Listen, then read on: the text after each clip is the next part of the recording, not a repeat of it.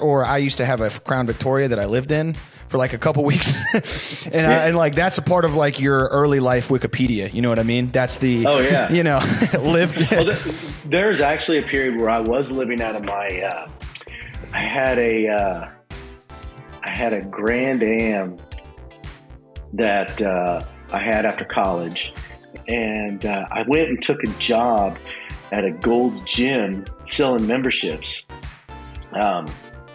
And I ended up living out of my Grand Am for a period of time, eating bean dip and chips. Beautiful. For breakfast and dinner. Gotta love it. So, yeah, you just brought back some memories. Yeah, I don't tell that story very often.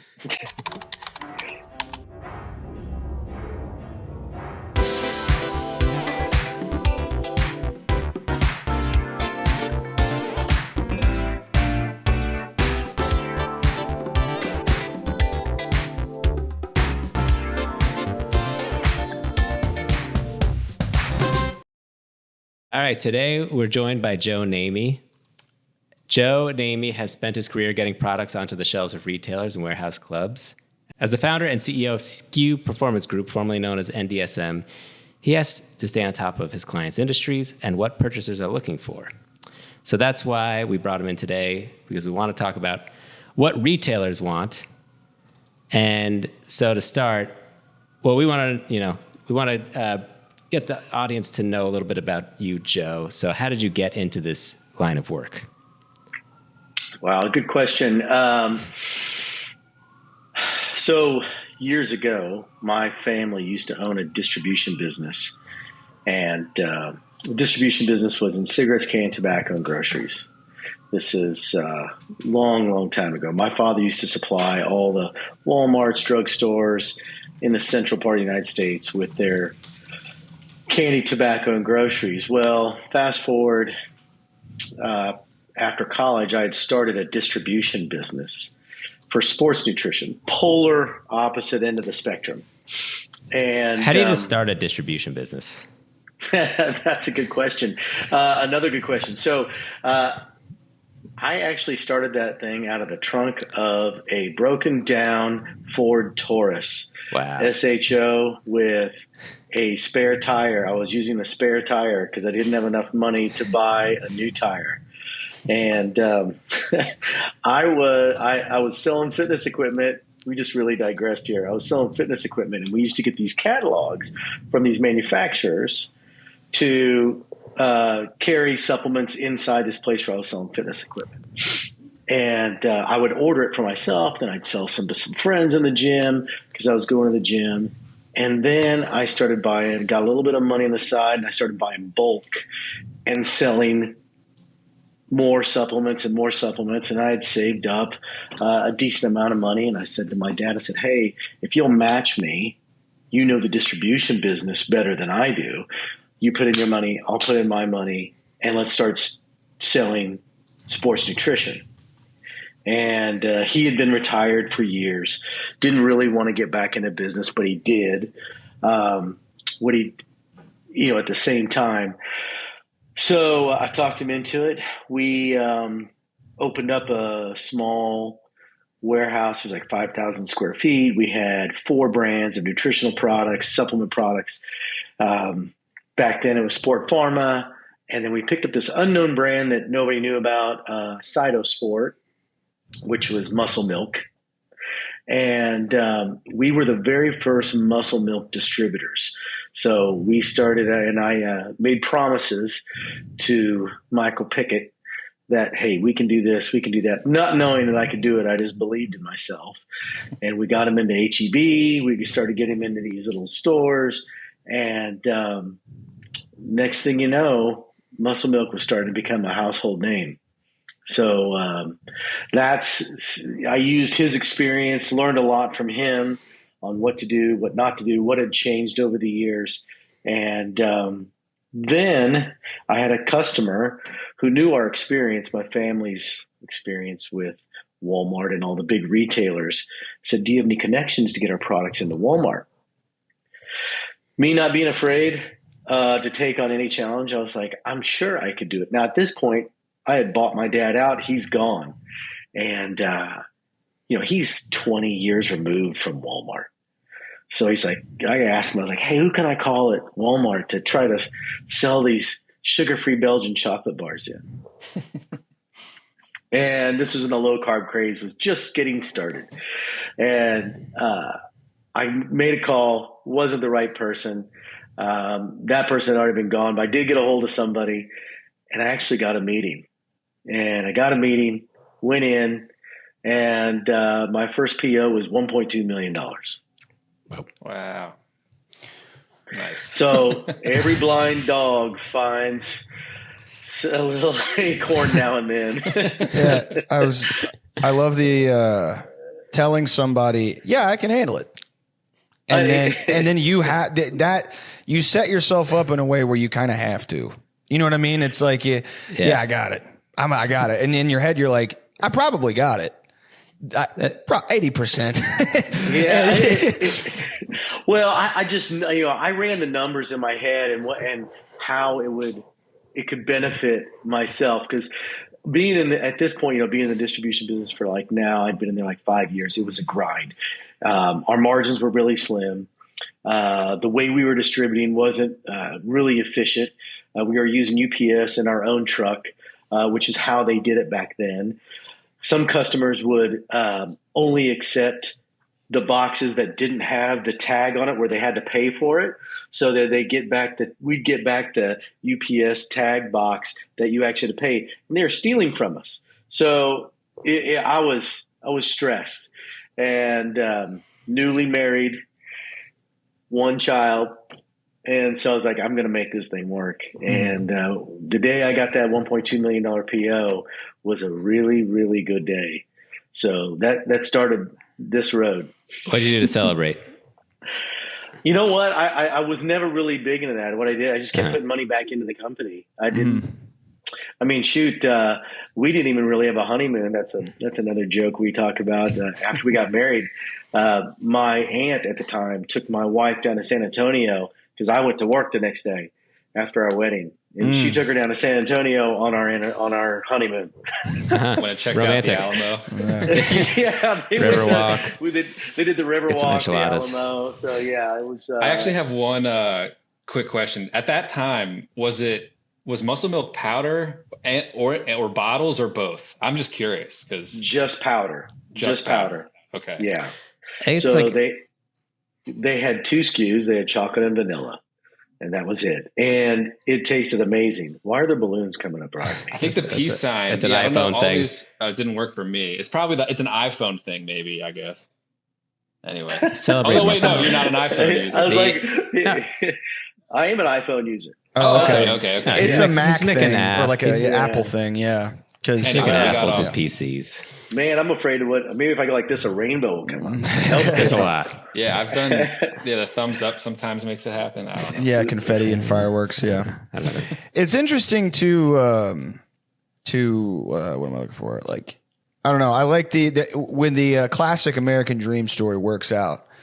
It's awesome. Like the Ford Taurus to me is like, aside from the success of it, right? Is like that's like a cherry on the story already, because it's like, man, broken down Taurus. Okay, I know this can go one of two. This can be a crazy success, or I used to have a Crown Victoria that I lived in for like a couple weeks, and like that's a part of like your early life Wikipedia. You know what I mean? That's the lived. Well, there's actually a period where I was living out of my. I had a Grand Am that I had after college, and moved down to Texas, was working for a marketing company teaching sales. And the guy, so they would contract us out to teach. Do you remember when TQM was real popular, total quality management? So you teach behavioral styles of people so you could better sell them or work with them in the office place. You guys are probably too young for this, but it was a big deal in the sales world. There was 4 behavioral traits. Steady, influencing, and cautious. Steady, influencing, cautious. I can't remember the last one. Steady, influencing, cautious. Anyways, so this company would contract me out to other big companies to teach them how to better work with people in the office space so they could read people and to better sell them. So I was working for this company, and sorry to backtrack, but and my boss would never promote me. I kept getting promised this office in Houston, because I was the one crushing it with our business, getting new customers, et cetera. And I said, I'm done. And I went and took a job at a Gold's Gym selling memberships. And I ended up living out of my Grand Am for a period of time, eating bean dip and chips. Beautiful. For breakfast and dinner. Gotta love it. The canned bean dip. You ever done that? You're trying to figure out the macros on like the roller taquitos from 7-Eleven. You're like, all right, this is like 18 grams of protein, saturated fat. All right. Yeah. So that was for a period of time, and I saved up money to finally get an apartment. So, yeah, you just brought back some memories. Yeah, I don't tell that story very often. It's one of those. It's like if you find the right group of people, it's an inspirational story. And sometimes you tell it to others, and they're like, "I'm sorry that happened to you," and you're like, "Nah, it was cool at the time." You know, it's just one of those things. You got to do what you got to do, right? Yeah. And then you tell yourself, "I'm not going back here again." Yeah. And this is how I get out. Mm-hmm. And, the same thing when I got into a hiccup with my distribution business with customers not paying on time, et cetera. I'm like, I'm not going back to this again. Mm-hmm. And when I found that path to doing what I do now, then that opened that door up. And so you talked about how the business evolved. It sounded like initially it had to do with distribution. Now you do something that's more like sales for, your clients. And I'm wondering, because like when Dave and I were at the Fancy Food Show last month, there were the distributors, brokers, and then the retailers. And I'm wondering what's the difference between what you do and what a distributor or a broker does, and how they all fit together. Well, we would fit into that broker category. Right. So brokers they've kind of gone like this. So like brokers used to had a good name, then they had a bad name, because a lot of brokers wouldn't do anything. And this is when we really made the push to provide more services, because when you tell somebody or you talk to a retailer saying, "Oh, I represent this, I'm a broker," et cetera, initially in the business, and then it was like, "Oh, he's a broker." Yeah, I didn't want to deal with a broker. So we're like, well, here's what we do for you. For what you pay us, we're going to do X, Y, Z. So, and that's why my relationship with 8 a.m. Creative has been so beneficial to us, because you guys have helped brands get seen. It's not something that we do over here. It's a service that now that we've got to provide, and having a partnership with companies like yours. So when we first started, we didn't have data analytics on our team. Now I have multiple analysts that dive into the analytics of the products, so we can understand what's happening with each product. We can find out what they're buying with the product.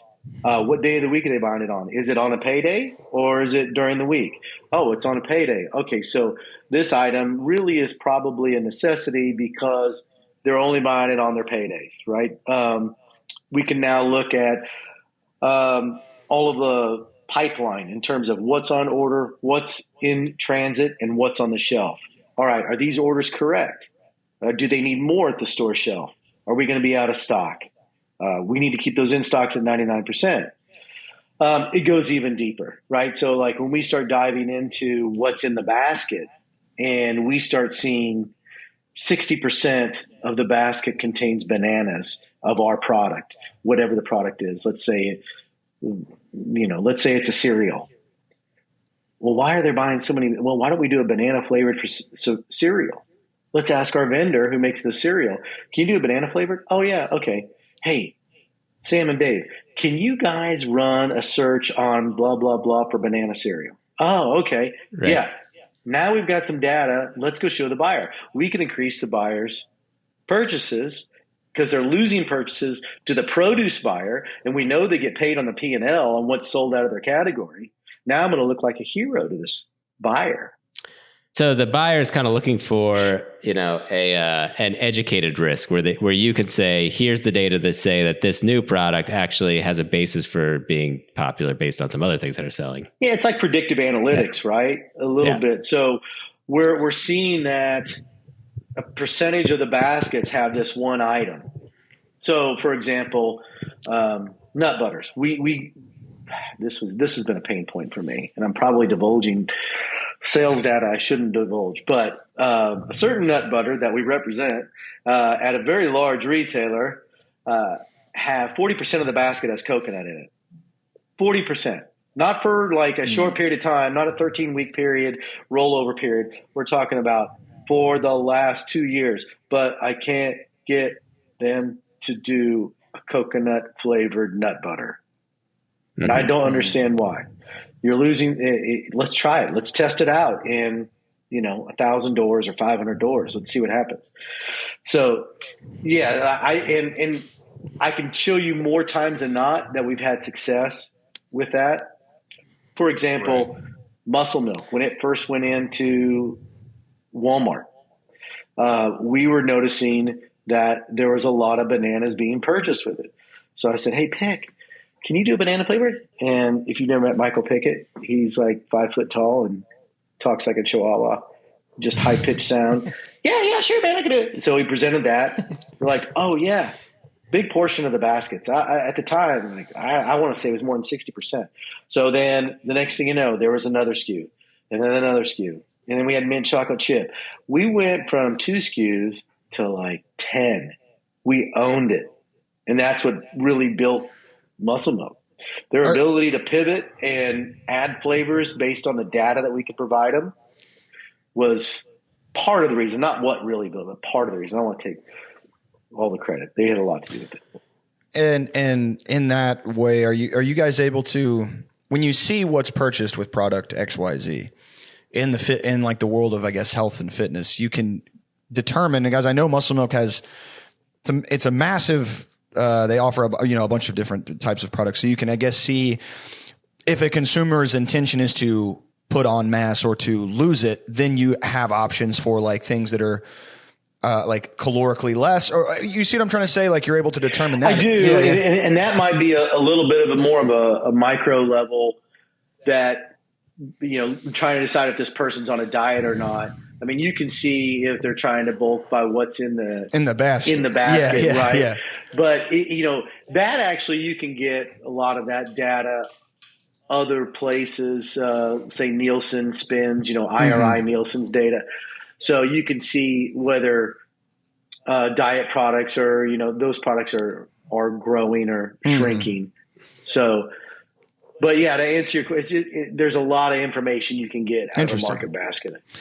And so it sounds like also like when, the original question of like what you're a broker, you fall into the broker category, but I kind of imagine that as, okay, I got you into the store and now like, see ya, you know what I mean? But it sounds like everything you're doing is like, you're actually sticking with them and helping them. It's much more of a long-term partnership, not just it is. It is. We're basically the sales marketing arm for the company. We try to treat it as if it's our own company.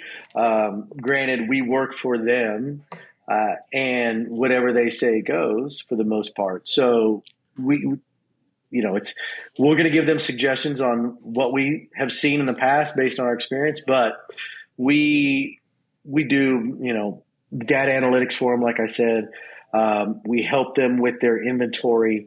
Hey, we're going to send them over the forecast based on the last 4 weeks sales. And then we'll also look at trending weeks from years past. And since we've done this for the last 27 years or so, we've got a ton of data saved up. So we can see those trends and kind of know what they are before we even get the forecast from the vendor or from the retailer. I mean, that's same with our clients. Like sometimes we'll have to make little suggestions that, changes to how they do business or how they maybe follow up with leads or little things where like we've noticed that like if we don't give them that feedback, what we do won't actually work. And so it's like, it's in our best interest to try to sort of reach maybe beyond this, the scope of what you'd think our expertise is to make sure that like what we're doing is effective? Well, where it's really beneficial too now in the digital age with working with somebody like 8 a.m. is that we can look at a region and say, okay, this region's really lagging for us. Sam, Dave, here, I'm going to introduce you to this vendor. Here's their product. I need you to help them with their digital marketing, get the sales up. Focus on this region, whether it's Northwest, whether it's a certain state. And with your expertise, you guys can take their ads and whatever witchery you guys have in your hat over there in the computers. I don't know how all that stuff works. It works. And people get to see the products, when they're searching Instagram or whatever on the web. That's above my pay grade. All we can do is say, hey, here's are some ideas, and these are the regions that we need help in. Can you please get these items up before they get deleted? Yeah, and then you can take digital analytics, show it in your pitches to retailers, saying, look, we're investing in getting people interested in this product, so they'll recognize it on the store shelves. Well, and that's a big part of it before we even get to the store shelf. Yeah. So if you've got a widget, whatever it is, ice cream, you got a peanut butter and jelly sandwich you want to sell, one of the things that they're going to ask you is, okay, number one, where's your product now? What retailers are you in? Okay, you just direct to consumer. All right, if you're just direct to consumer, tell me what your social media footprint looks like, right? So what are you doing on Instagram? How many brand ambassadors do you have? What is their reach? How many impressions are they getting? Now, what are you spending on digital? So years ago when we first started, everybody used to just lie their ass off about how much they were spending on. So like we used to do a lot in the direct response category, and everybody'd say, oh, I'm spending $1 million a month on advertising. And they were buying remnant time, right? Which was like the $1 million was really probably 250,000, because they're buying remnant time at like 2:00 in the morning when nobody's watching. And just in Boise. Yes. Yeah. So, now with digital, it's 24/7. It's not that remnant deal. And you get better pulls out, I think, than we did back in the day. And those numbers mean more than the ones way back when. But I mean, 100% of the guys, we'd go into a presentation and be like, oh, I know this guy's not spending this much money.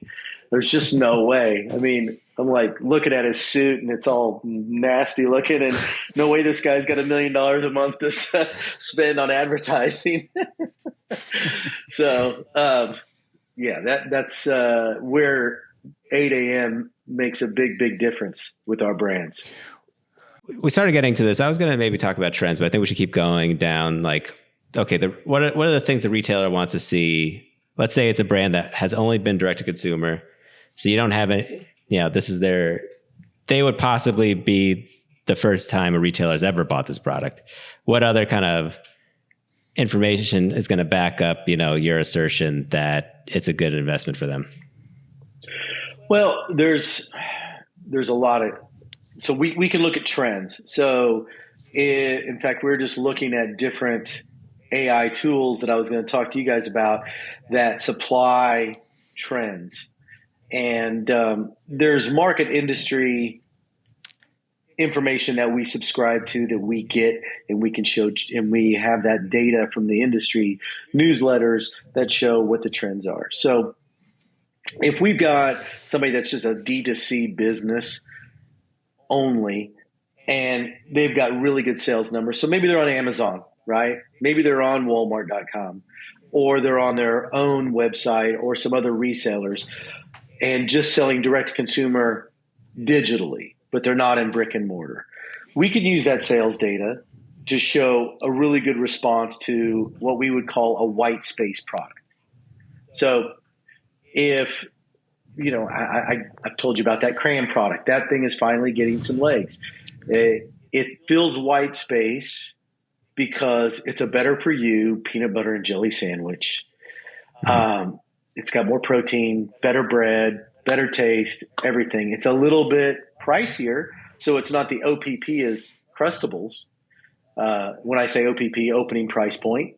So it fills a niche for that's a more elevated, a mom that wants a healthier product for their kid, somebody like you and me who likes peanut butter and jelly sandwiches, but they don't want to look like a little child eating Crustable because there's not enough peanut butter in there for me. I have to have a specific peanut butter to jelly ratio in my peanut butter and jelly sandwich. Strongly agree. Strongly agree. Yeah, a little heavier on the peanut butter. So getting back now, I've kind of derailed off your question. Did I answer it? Yeah, so we're just going through, the things that a retailer is looking for. Oh yeah, what they want. I imagine that if they're, I guess we'll finish up with sort of a less mature company, and then we can talk more about, let me finish on that thought. So on a D2C company, so number one is what's their D2C business like and their sales? Are they on Amazon? How their Amazon numbers doing? What their social media footprint looks like, and does it fill white space? Is it something that's different out there than what's in there? Does it solve a problem, or did you create a problem to be solved? Those are the things that we look for, and what a buyer looks for. Is it going to be an ancillary purchase to what's in there, or is it just going to trade dollars? So when we look at an item like, how is this different from that other hair gel, right? And what makes it any better? Oh, well, we're giving, money to orphans. Okay. Right. Well, there's our selling point. Yeah, that's what we were talking to a company that needed to show Sephora that it was like backing its sales by trying to drive traffic to buy their product. And, at Sephora, and I was thinking about that because, Sephora sells hundreds of similar, a dozen other products that are the same thing. They probably want to see that people aren't just coming to swap out one, makeup item for another. They probably wanted to see new people come in for this product because it's something new. Yeah. Yeah. It is. There's also that customer engagement. So where you guys come in, if you can get a really good some digital marketing going, whether it's on Instagram, Facebook, or just an ad, and really engage the customer, it doesn't always have to be different. It's how you engage that customer, and if they feel like they're a part of the brand, and it's something that their message resonates with that customer. Mm-hmm. So there's a lot of those out there. It's interesting. I go kind of backtracking a little bit to what you had passing comment you had made about saying, oh, it's above the digital stuff is above your pay grade. I feel like from what you describe on the consumer market, like actual physical tangible things, that seems people's digital selves they tell you exactly what you need to know to sell them things on the computer. Maybe it's because I have an understanding of it. I've been doing it a little while, right? So I can I know what to look for, especially when you're searching for what people search on the internet to build out keyword lists and target things. I feel like I wouldn't know where to start with tangible physical consumer goods that are in a physical, foot traffic store. Because I feel like with Instagram and Facebook, it's you can get pretty granular with the targeting. They have rolled a little bit of it back due to privacy concerns, but you can find exactly word for word what people are searching, why they want it, what time of year that they typically want these things. And then you can, build a profile from there and go from there. Whereas I feel like I would not know the old school way of doing it, foot traffic, brick and mortar stores seems like there are a little bit more variables. Whereas with the digital world, almost seems like it's laid out for you. See, that's information. That's why I rely on guys like 8 a.m. because yeah, I mean, the way that you use the data that's available to you is very similar to the way that we would use it to run a marketing campaign on Meta or a display network or something. And, it's honest, and it does sound like it's actually kind of easier for us because, the data is available within the platform we're running the ad on. We don't have to get it from Walmart and then corroborate it against the Nielsen stuff and then come up with a plan. It's just here's 1,000 people a month are searching for banana protein powder versus 5,000 people a month are searching for this flavor protein powder. Something interesting that I've noticed, and this has worked, or I've seen it work for a couple of clients of ours, is that if thing X, Y, or Z enters the zeitgeist, the cultural online, what people are talking about and going, maybe arguing about, that is like a great time to work with a client to push a service that they offer that has something to do. For example, there was a client that we do that, offers like men's wellness services. And there was this vitamin or supplement rather that claimed, at least there was some studies behind it, that it helped naturally increase testosterone. Thousands and thousands of people would search for this a month. And it had barely any competition just in terms of, how people were targeting it. So we went after it and we were able to, help this specific company get a blog that just like did crazy numbers and helped them get a little, some conversions and things just off of, I saw this supplement being talked about on a major podcast that people could probably guess what it is. And then, realized people were searching for it, but no one had cornered the market on getting people to click on anything for it. And so that's kind of like a 21st century version, it seems, of what you were talking about with, brick and mortar corroborating and comparing and contrasting data from different, I guess, what are these, like consumer databases that? Yeah. Okay. Interesting. Yeah. Now, you can get a lot of data from a few retailers out there as well. There's only a handful that get you really good data, but, and we utilize that quite a bit. Interesting.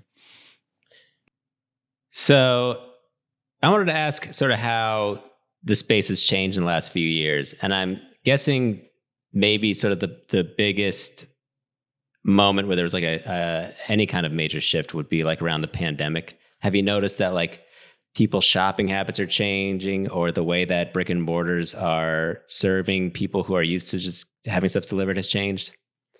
It's funny. Like during the pandemic, yes, it did change it dramatically. Because everybody was afraid to go outside and get in the stores. And is it back to normal, or is?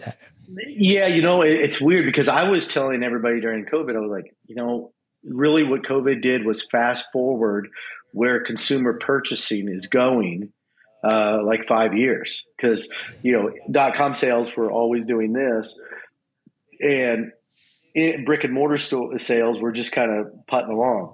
Well, then when COVID hit, they just went straight up, right? So I thought for sure that was going to change everybody's purchase habits, is just like online, click, and order. But actually more people now have gotten back in the stores. Now it did affect drug stores quite a bit. Purchases in drugstores stayed down. In fact, they've closed up quite a few CVS and Walgreens. Yeah, Rite Aid went bankrupt. Yeah, that'd been a long time coming though. Really. I feel like on one hand, it's always interesting the ways in which, I think a term that gets used a lot in the innovator space is disruption in industry, whatever. But when something like that happens, like I use an online service to get medication. And I don't want to name them, but there's 1,000 carbon copies of this company that did it first and did it really well. And because of them, I feel like they've, drastically affected how many actual pharmacies are available, because the medication that I get from them is a commonly prescribed medication. And so why would you, and they also offer discounts through another company on the medication itself. So why would you go to a Walgreens if you don't have insurance and pay full price, or the price that they set because they get it from a wholesaler, when you can just get it from this online company and they'll mail it to your door? You know what I mean? Yeah. So, I mean, I'm surprised at how many people have gone back into the stores that have, but I mean, I don't want anybody picking out my fruit for me. I don't want to pick out vegetables for me. Right. I mean, there's no way my wife's going to let that happen. Of course. They're not going to. She barely trusts me to go to the store for her. You know what I mean? When she tells me to go and she's like, if you forget, you're going to forget things. And I go, no, I won't this time. And then of course there's 8 things I forget when I come home. So but the pickup, the order online and pickup, that's still pretty steady from what I see. So, It has gone back to going into the stores, and I think that which is a good thing, because then you create more trial that way. And I think it's one of the reasons why the consumers started going back into the stores, because they're going to miss out on new products. Otherwise, you're going to continue. It's going to be very difficult to create trial digitally when you're just going into HEB or to Walmart.com.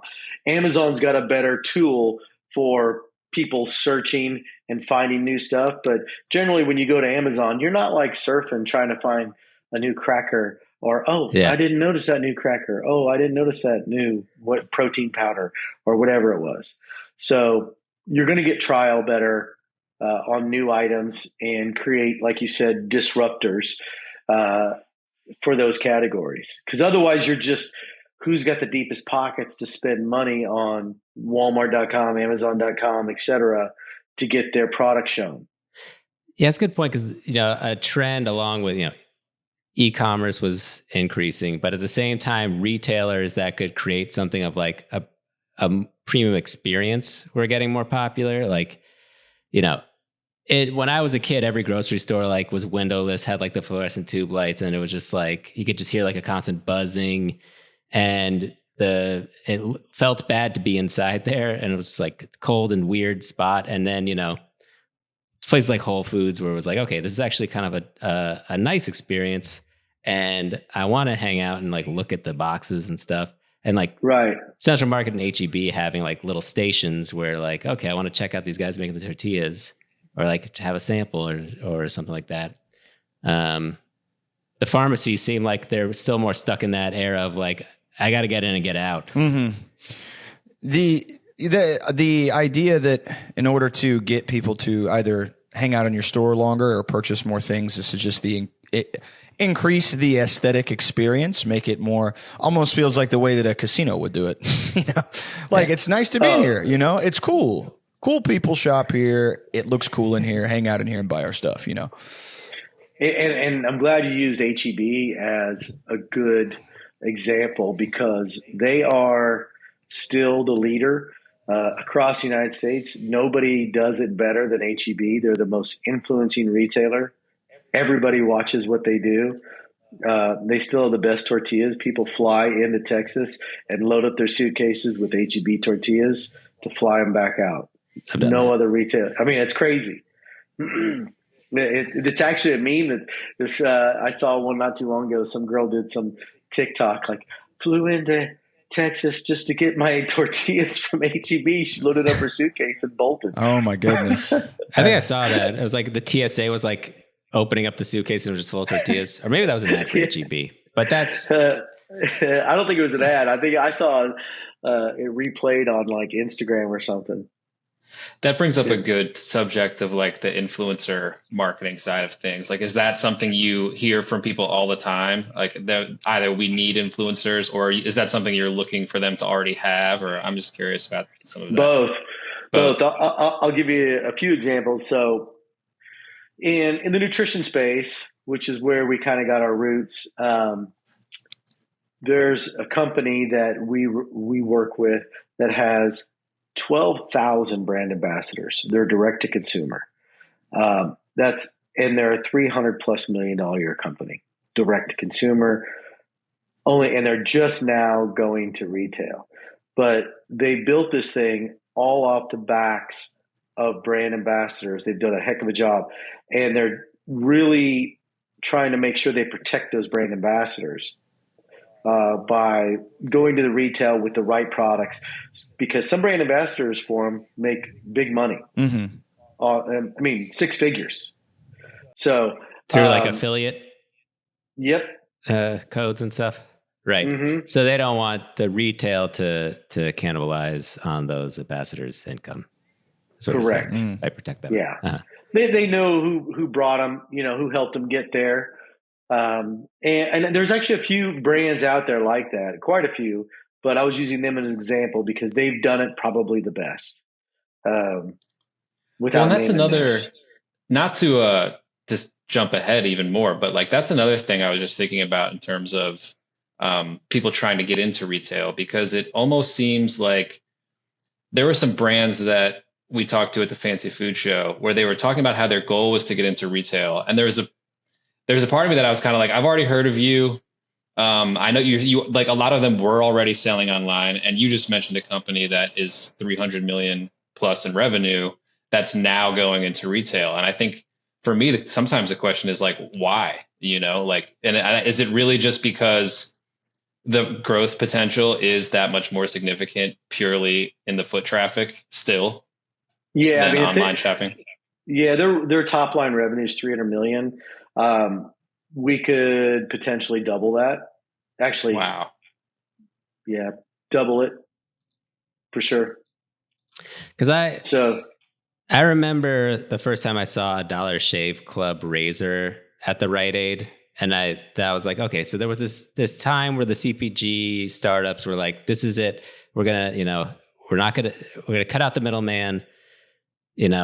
Somehow we'll spend less on marketing than we will on whatever we pay the percentage that the retailers make. And then I was like, okay, so it didn't quite work out. And my thought is that it's probably just like a different customer set that they would never have reached with just through the marketing channels. Well, yeah, because your digital is only going to reach so many. I think you're going to get probably about a 15-20% that we're already buying it online and then know that it's in the store to go purchase it there. But a lot of times it works just the opposite too, where people will find the product in the store and then they'll go online and buy it, set it on auto ship, so they don't have to go to the store to buy it. Right. That's kind of what I was thinking about. Like, yeah. And that's where I think things are going. Like the box is creating trial. Sure, they're getting their staples there, but there's quite a few things that are getting set up for direct ship. So, they don't have to worry about it. They can take it off their grocery list or whatever, and it's just shipped. It's, becomes a staple every month. I always like the cool companies that they take something that kind of has existed, for a while, and then they're able to carve out, their own place in the market through either tweaking the physical product in a way that addresses some maybe unforeseen or recently discovered pain point, or just with good marketing. I feel like razors specifically are one of those things that just, razors. I think another, sorry, go ahead. I was going to say like any soaps, the commodity item that comes to mind is Black Rifle coffee. Yeah. So coffee is a commodity item, right? I do think they make a pretty good coffee. I'm a consumer, but they found their niche with their customer, who their customer is. They made a good product, but they made real creative marketing videos, and now they're a publicly traded company, and they're opening up their own little coffee shops to compete with Starbucks. On the polar end of the spectrum, right? They're like America, guns, freedom, etc. Right? They say Merry Christmas. They say Merry Christmas. They do, or they'll shoot guns to it, and ding, ding, ding. You've seen those, but they've done. Man, I want to say they've gotten close to $400 or $500 million in top line revenue. So I think I saw their stock went down, but I think their sales are still there. I just think they slowed down on their stores when COVID hit. Opening up their storefronts. Eventually, with that kind of strategy, you're going to hit a limit where you've saturated that niche, right? I think so, yeah. At some point. There's also like, I feel like once you saturating the niche, and then let's say, I make a coffee, for this specific cultural, political, social group, and I make a bunch of money. And then a guy who also likes coffee will say, why is this guy the only guy doing that? I feel like I've seen another, maybe it's local, but I feel like I've seen another sort of veteran owned. I live closer to the hill country, and there's a coffee company that's like a brick and mortar here but they sell cans of coffee locally, and it's like veteran owned, and it's a similar branding approach. There's quite a few of them. And so you see that success and you say, can I replicate this? Can I make it better? Can I provide a better product, even though I'm taking essentially the same marketing approach? And then you're able to kind of carve out your corner in that corner that's been carved out by a bigger competitor or the first to do it, so on and so forth. Yeah, I've seen there's another coffee company that's veteran owned. It's called Invader. Okay. And their Mexican chocolate coffee is really good, by the way, if you want to order. They're out of Austin. I've met the guy, the owner before, nice guy. He's the real deal as far as a Marine goes, that's for sure. Mm-hmm. But they do make some good coffee. But yeah, to your point, there are a lot of other. They'll see an item like that and go, "Oh, I could do that," because there's got to be somebody else out there that doesn't really like their coffee, but they want to support a veteran. Sure. And maybe I can make a better widget or a different widget than what they're doing and gain that customer. It's also interesting how that works from a branding standpoint, like a visual aesthetic standpoint, like some of what we do. Like, there was I think, Jake, you were kind of talking about this, like Harry's razors is one example, but there was also like away cases. It's like, okay, we're going to make a suitcase that's, specifically designed for the average person or something. And they kind of like reinvented the suitcase. It had a certain brand aesthetic, like a millennial. People were using the term millennial pink for a while, was appearing on all these brands. You had Casper mattresses, which was like, they were supposed to be the direct to consumer. You don't have to go to a store, but like, there was a period of time, I think it's sort of over now, but there was a period of time where like every new startup, like refresh of an old product got a fresh new name, and it also got like a copycat visual identity of like this sort of like, if you go on a logo generator website today, you can generate, it's like what all of them look like, basically. Like kind of like this like millennial branding. The weirdly shaped characters and the kind of pastel. Yeah, it'll be like an H with like and pastel coloring and all of that. So it was kind of like people realized that was working for all these brands, and they're like, let me come out with a a new pair of gloves and be like the last pair of gloves you'll ever need. And it's like, I have like a funny with millennial branding, like anecdotal story. I have a pair of joggers that I have that are branded by a company, but they use the same font and the same lettering as a men's sexual health and wellness company called Hims. And the Hims brand is, I was just thinking. And so it has the H on it, and it's in the same font. And so I was running at the gym. This was maybe a few months back, and a buddy goes, "Are you wearing Hims joggers?" And like their biggest selling thing is like Cialis, Viagra. And then he's like, "Did they send that to you?" I was like, nope, it's not what that is. They got them free with a month's supply. I was gonna say, it's interesting when a certain company offers a product that is just it's the opposite. It's so dominant that no other brand that tries to emulate it or provide a similar service can even come close. I always think of the UFC. There are other organizations, certainly, but it's not, for whatever reason, they can't break into that same market. And then there's other, consumer goods that I think fall into that same category. Well, I think that really goes back to customer engagement, what we talked about earlier. It's you can have a really good product, and granted, they were the first, right? So that's what people know. But they did a really good job of engaging the consumer. I mean, they did the fans deal where fans would go in and meet the fighters. They have their show to engage the customers.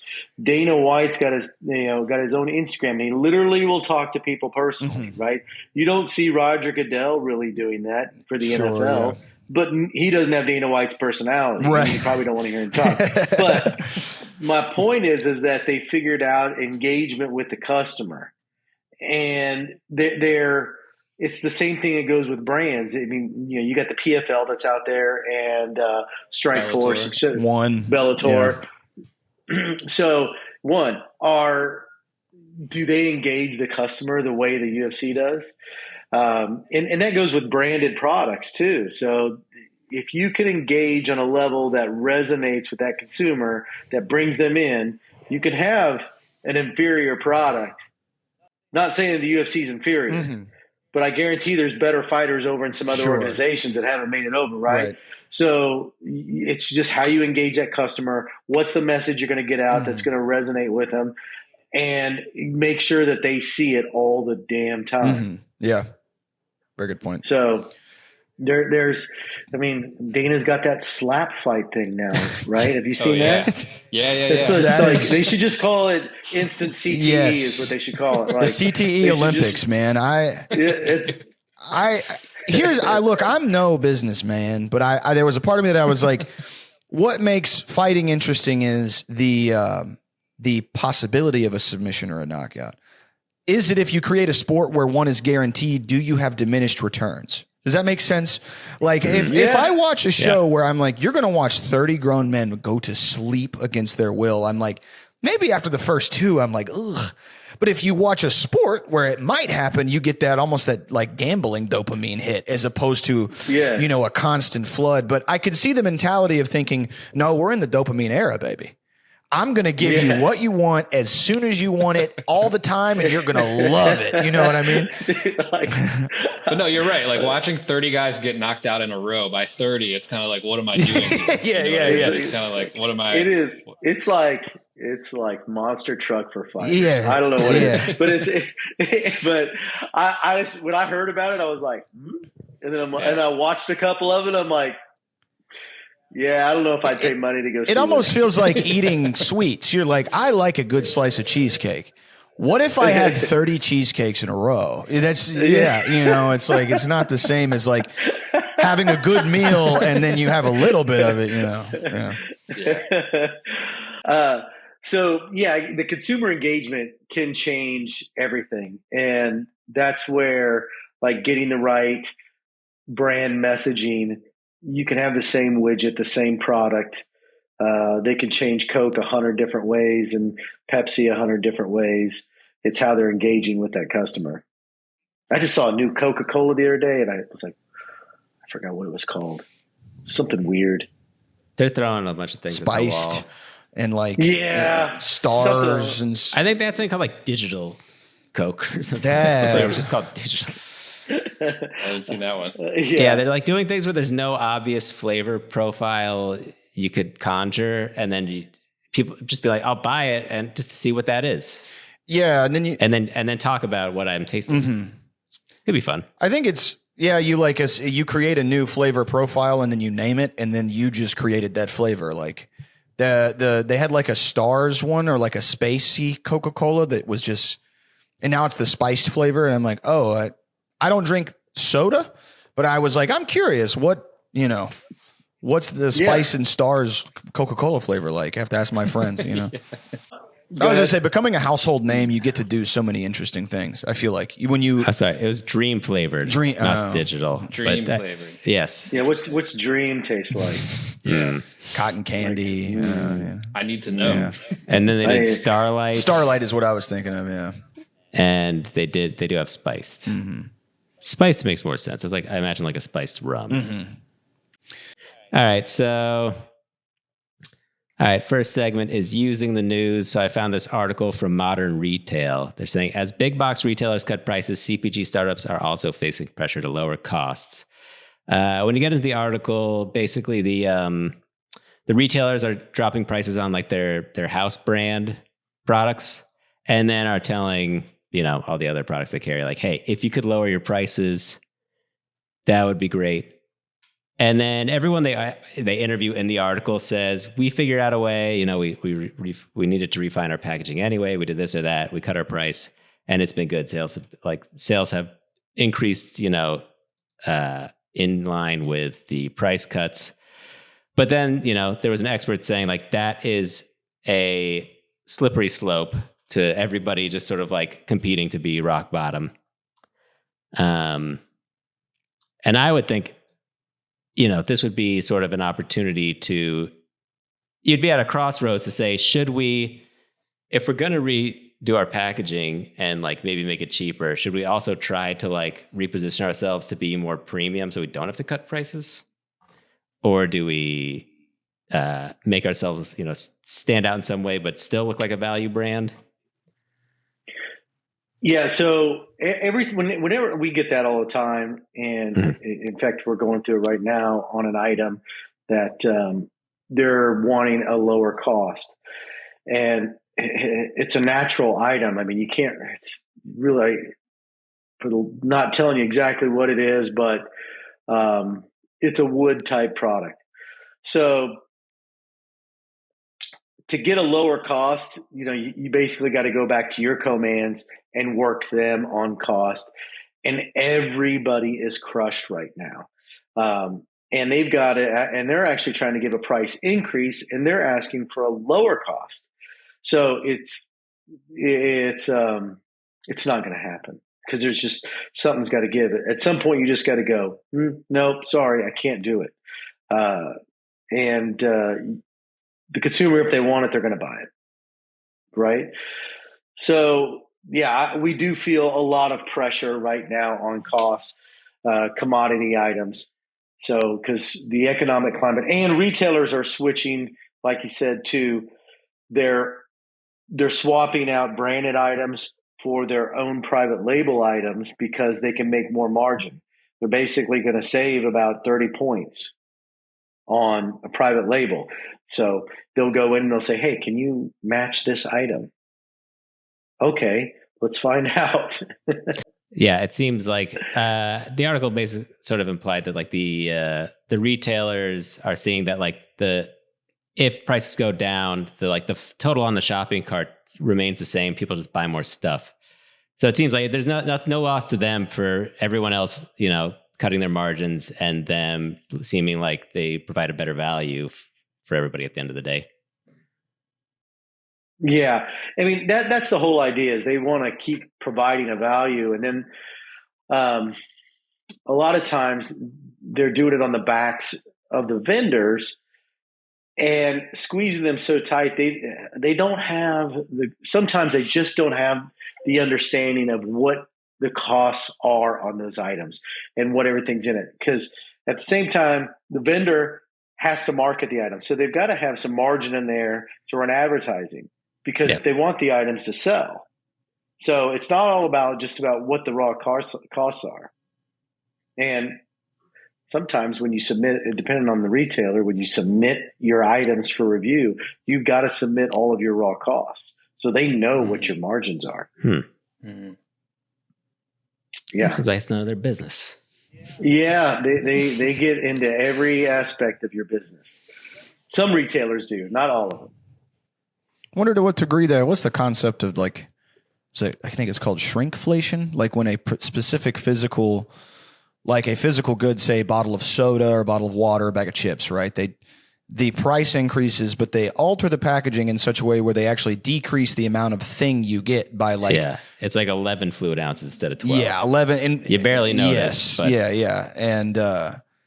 And if you can market your in-house brand as, a cheaper, lower priced, but you've also lowered the amount of thing, ranch or whatever it is that you're offering, then maybe there's a way to undercut the shrinkflation that large big box, because it seems like I don't know if every company is doing it, but it is something that I've read that is pretty popular with small, medium size and big brands as well.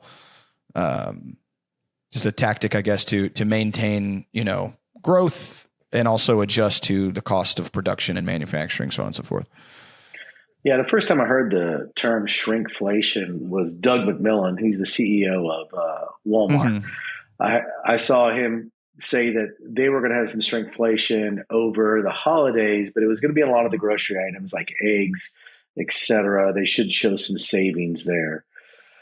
And I don't know if it was that much, because, eggs had already gone up quite a bit. So, they basically brought it back down to normal, not like where it was prior to, if that makes sense. For sure. Right. But they didn't shrink the carton of eggs to be small. No, they didn't. You get 11 eggs. But a lot of companies, we do that quite a bit. We'll reduce a serving size on an item to get to a certain retail price point. Mm-hmm. You just have to do it. So that happens in nutrition. It happens over in grocery with cereal, across the board. That's the only way you can do it. Right. And the consumer, a lot of times the consumer doesn't even know. They might lose a half an ounce. They might lose 5 servings, depending on the product and what retail. I mean, we go through this so much when we're going into certain retailers. You would be surprised at different serving sizes between X, Y, and Z retailer where you can get the exact same item. Interesting. Mm-hmm. So, and like I said before, HEB is a great example of that because they're what they are an EDLP retailer like Walmart. So everyday low cost, everyday low price retailer. So they normally don't play the high-low game. Walmart doesn't play the high-low game. So there's a lot of things, if you do want to play the high-low game at Walmart, it's very expensive because if you want to do a rollback, you've got to price protect all the inventory that's in the warehouse and on their shelves. So what does that mean? That means whatever's on that shelf. So, okay, I want to roll back the price to whatever, 20%. Whatever's on the shelves in the warehouse, you just lost 20% on that. You're price protecting all of that as it sells through, not on the future orders. So it's an expensive proposition to roll back. So I got another segment. It's called Unsolicited Advice. I got a couple items here. All right, so I found this on the Reddit thread, Our Grocery Stores. If you can't see it, it's a lineup of 3 Kraft ranch products that look exactly the same. If you look closely, they are classic buttermilk and peppercorn, but otherwise the design is the same, the font's the same, the colors are the same, and it's even like kind of an off-putting photo of like chicken nuggets or something. And then, yeah. So there are 3 different flavors? Those are 3 flavors that look exactly the same. Yeah. Yeah, but they look the same. I'm gonna move my phone here so I can see it. Yeah.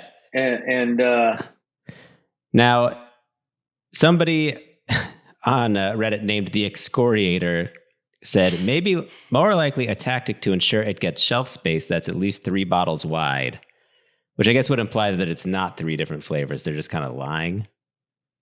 I mean, they kind of look the same.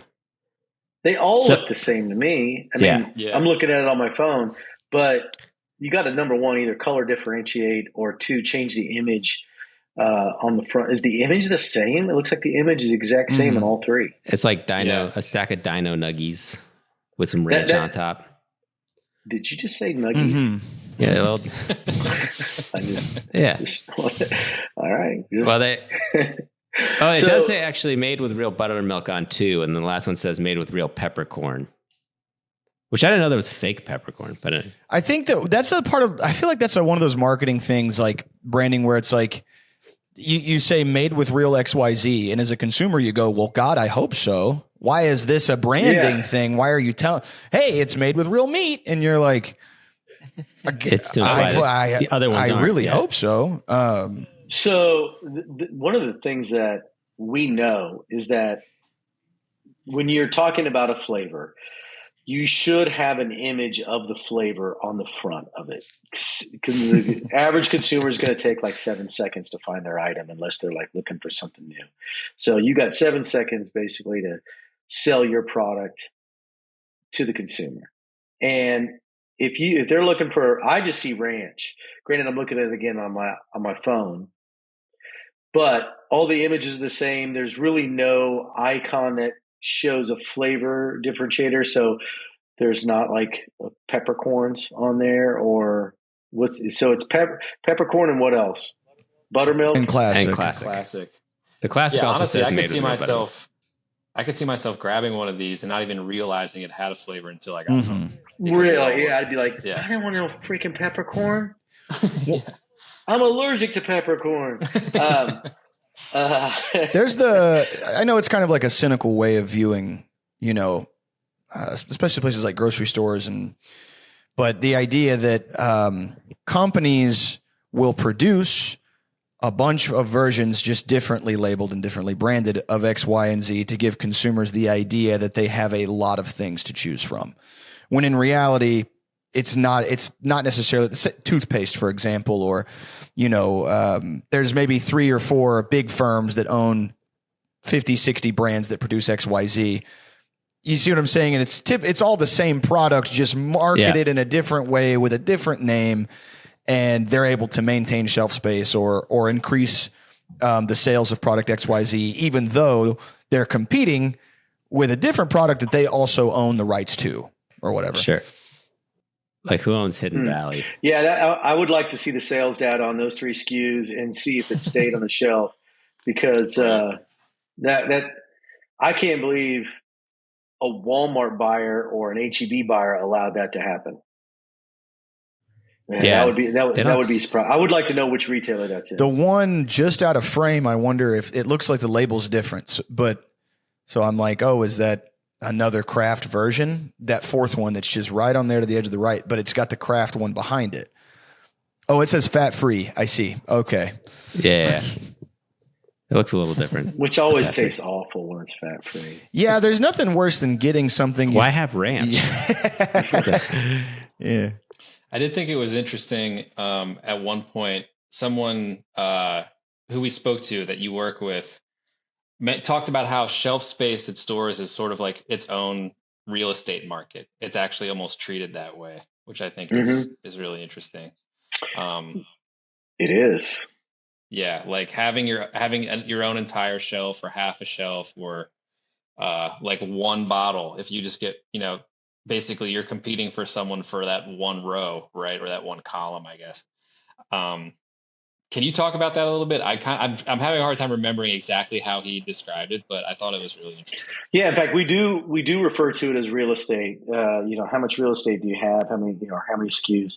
So each inch has to produce so much dollars. So when they're looking at a shelf and they got a 4-foot shelf or an 8-foot shelf, they need to produce X amount of dollars per inch of that real estate on there.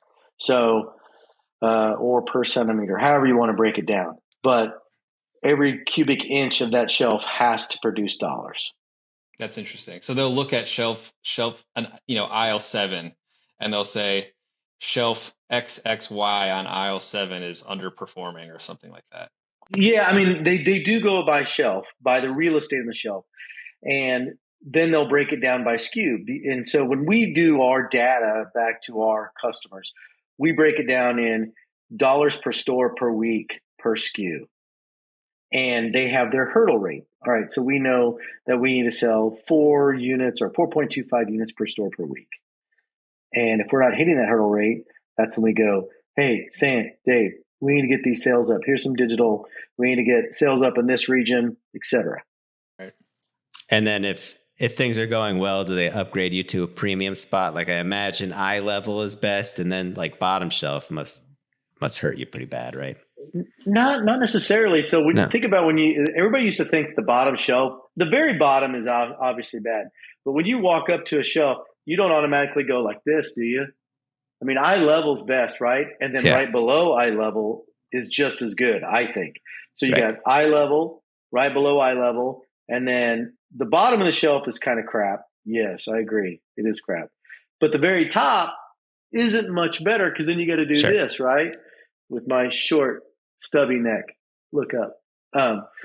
So, yes, eye level is ideal. How that works is they're going to move items based on performance. So if your item's performing well, they're going to continue to move it up, which means you got to put more money into it to get it to perform. There you go. It's pay to play. It's corrupt. It is. It's pay to play. So, and then, that all goes through what they call space management, or when they go through the planogram or modular sets, and they'll look at the sales data on each item, and they put it on the shelf based on how it's doing. Well, there you go. You can't just... It's what they call when they're drawing the planogram or drawing the modular, and they use this whole CAD system to put it all in there. That's fascinating. That's wild. Did you know that there were 24,000 Redbox kiosks before it went bankrupt? Like a month ago? When did it go bankrupt? A month ago it went bankrupt? Roughly, yeah. I didn't know there was 24,000. Yeah. So I was thinking we could give some advice to Redbox, but the story, are you guys familiar with like how it went bankrupt and who owned it and stuff? Mm-mm. So I'm not. Redbox was acquired by Chicken Soup for the Soul Entertainment in 2022. So recently. And also apparently those like self-help books like expanded into sort of like an entertainment mini empire. Like, Is that what Chicken Soup for the Soul is? Like books? I remember like in the 90s, they were like, some kind of self-help book that got popular. All right. So it was acquired in 2022. And this is from the Washington Post, and became one of the company's flagship video on demand streaming services. I don't know what that means because it's not streaming.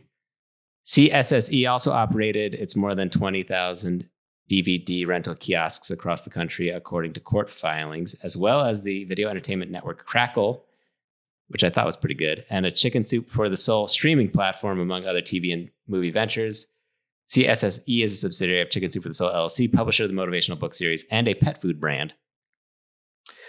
And then from Fast Company, Redbox's parent company, Chicken Soup for the Soul, has been in trouble for a while with over $1 billion in debt. The company filed for bankruptcy on June 29th and secured a debtor in possession loan of $8 million to help it pay its workers, who had gone almost a month without a paycheck and benefits. No additional money is coming, which led to the shift from Chapter 11 to Chapter 7. And then from Deadline, a group of 11 former employees of bankrupt Redbox parent Chicken Soup for the Soul Entertainment have filed a lawsuit charging the company and ex-CEO Bill Ruana with, quote, greed at shocking levels, end quote. The defendants, quote, engage in a scheme to defraud employees not only of their hard-earned compensation and siphon such money away from for their own personal benefit. The suit maintains, quote, but also deducted wages from employees' checks for inter alia, medical, and dental premiums while allowing these policies to lapse and ultimately get canceled. This resulted in employees unknowingly incurring millions in unreimbursed medical expenses, end quote. Anyway, so the suit goes on to allege that the defendants, quote, engaged in an elaborate Ponzi scheme, setting up multiple business entities under the umbrella of until now warm-hearted brand Chicken Soup for the Soul, end quote. So that's the full. I thought it'd be worth just going over that background. But I thought, let's say, do we have any ideas of how we could save Redbox if they came to us before they went bankrupt and they said, got any ideas to breathe new life into Redbox? Consumer engagement on how. Yeah. The only way you could probably do it is if they offer something that Netflix and Amazon didn't. So, granted, they probably had older movies that you can't find, I'm guessing, on Netflix or that's my first thing. I was like, market some of these movies, find out what you have that Netflix doesn't, and market that and tell the customer about it. We have movies like this, this, and this. I don't know how else you save it because it's kind of an inconvenience when you got Amazon and you got Prime and Netflix and Apple TV right at your fingertips. Yeah, I mean, maybe you could. I was thinking about. Oh, go ahead, Sam. Yeah, maybe you could sort of carry more like niche markets, like some of those like Christian movies or something where they don't get wide distribution. Right. Maybe so. Yeah. Well, did they go bankrupt because of? It sounds like they went bankrupt partially because the owners were just fraudulent. I wonder how much of it is mismanaging. I think they were going under, and the owners were like, "How can we siphon all the money that's available from this company to ourselves and not to anyone else, and then let it die and us still be rich?" Yeah, I like Joe's idea. I mean, I'm surprised that they. To be honest, I would have thought that they wouldn't have existed, even up to that they even made it this far. And I mean, I was just thinking about. I don't know exactly how you turn this into a strategy, but I was just thinking about dollar stores blew up, right? Because it was sort of like a cheap place to buy everything. I kind of feel like Redboxes sort of still made sense for a certain demographic of consumer who maybe didn't want to spend $50 a month on all of the streaming services you need now to see things, right? Correct. So it's it's kind of like having Redboxes in Walmarts and like rural places where maybe people, that kind of stuff. Like it makes sense to me that there would be a market there, but like I'm not really sure if it was going downhill. I'm not really sure how you turn it around. I think Joe's idea is probably like it's got to be just that, right? Like you have to be able to buy something you can't get somewhere else, or it's still got to be cheaper than the streamer. So I feel like in the same way that vinyl got really big with my generation, say 10 years ago, the resurgence of it, I don't want to make any predictions, but it almost seems like maybe in another 5 to 10 years, you could see brick and mortar rental stores becoming popular just for the sake of nostalgia, because that's what vinyl was, and people are doing the same thing with CDs now. Gen Z is like, oh, CDs, they're so cool. Maybe Redbox missed the boat, but I could see how would you save it? Like completely redo the branding, maybe have small brick and mortar stores and say, streaming is bleh. Come in and get a movie like old times, sit down with the family, popcorn, so on and so forth. Yeah, I could see. Right now, Blockbuster saying, so you're saying this? One last trip. Exactly. They're like they did the Kodak thing, man. They should have gone digital. Kodak invented the very first digital camera, and they're like, no, we're going to put ourselves out of business. We're not going to do. I had started a digital picture frame company, so I was like one of the very first digital picture frames on the market, and Kodak came knocking and wanted to buy it. And then they backed out of the deal because they were afraid that it was going to put themselves out of business. And I'm like, well, you already have a digital camera, but you're not selling it. You invented it. And it was a weird deal. But Blockbuster did the same thing. They were resistant against going digital with their videos, and they took the gas pipe. Polaroid's back now. You get Polaroids again. Yeah. Polaroid, yeah. So a little better. So I think the sad truth is that those markets might come back to like you said, Jake, for a nostalgic purpose, but it'll never be probably on a competitive level or a size that would actually. Sure. It's going to come back as a small niche market. Yeah. Maybe. Or for sure. Or like a service within another business. Yeah. Like, like I could imagine, like Alamo Draft House has some locations where like you can hang out at the bar, they'll rent you a movie from there. Or no, actually, I think it's free if you're part of their monthly plan. So it's like a value add. It's not the same nostalgic experience though. Well, like you can watch it at the bar. Like they'll rent it to you. No. I think the idea is like, that if you're gonna like, you don't go to the bar at the Alamo Draft House unless you're gonna go to a movie. So I think what they were thinking is, how are we gonna get people to come to our bar? Maybe if they can also just like rent a movie while they're there, they'll think, well, why don't I get a drink and then rent a movie? Versus, because you wouldn't just go to the bar at the Alamo Draft House if you were gonna just pick a bar to go to. I wonder to what degree that there's like, if the younger generations like consistently feel jaded or feel betrayed as consumers by big streamers or whatever, that there could be, as you said, Dave, like there could be a niche market to make for it, but there could be money to be made doing it, or it could be niche, but could be profitable to where you could have 50, 60 stores nationwide. Again, you're not Walmart but you do create a service that people want, either A, out of nostalgia, or B, they're just mad at Netflix or Amazon for being big and taking people's whatever, social or cultural, political climate, so on and so forth. But you're able to, we were talking about this the other day, like a company that's like, we make ethical shampoo. And you're like, what's ethical about it? People buy it because they're like, I feel good buying, so-and-so shampoo.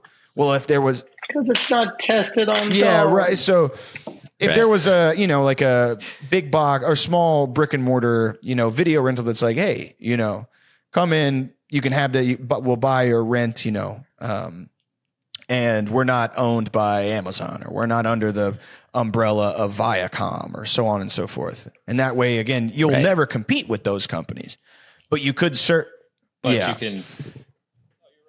No, you're right. I shouldn't say that there's no market. I think any market, technically, like, yeah, you could mow lawns and make 50 grand a year, and that's that's like your whatever. But like, so yeah, you're absolutely right about that. It's possible. My thought for Redbox is how you save every struggling economy is just add a gambling element to it, like draft. One of every 10,000 boxes has like a Carnival Cruise ticket. Yeah. It's like, I don't know what the laws are about that, but it seems like it's similar to a giveaway. Like, just put some cold hard cash in one of the boxes and just say it's out there. Yeah, the Mr. Beast method, where it's like, do you follow me? Here's 15 grand. That's always a great way to increase sales, or at least optics. Yeah. I still don't know what got that guy popular. I argue that he's very tenacious, but a lot of his early stuff was weird stunts and that type of thing. The money he would make, he would do these things where he would go and say, oh, if you follow Mr. Beast on so-and-so, and the person would say yes, and they go, oh, well, I have a car out here. It's a brand new so-and-so, and there's 10 grand in it. So people would just... But where would he get the money YouTube. to do that? He would make money off of, and he's been in interviews had said that he doesn't really take much of a salary at first. He does now, but almost all of it goes back into making the videos and doing the giveaways. And production value for these massive, massive giveaways, hundreds of thousands of dollars. But in the early, like when he was really coming up, it was a lot of that. Like, hey, if you follow me and you see me in the street, there's a chance you might get and he would help struggling people out, and that social capital of that type of content really helped him grow like astronomically early on. Yeah. I never knew. So Redbox gives back. It's basically gambling, but you act like it's charity. Yes, exactly. Yeah. It's like the lottery, but you're like, but it's good too. Kind of.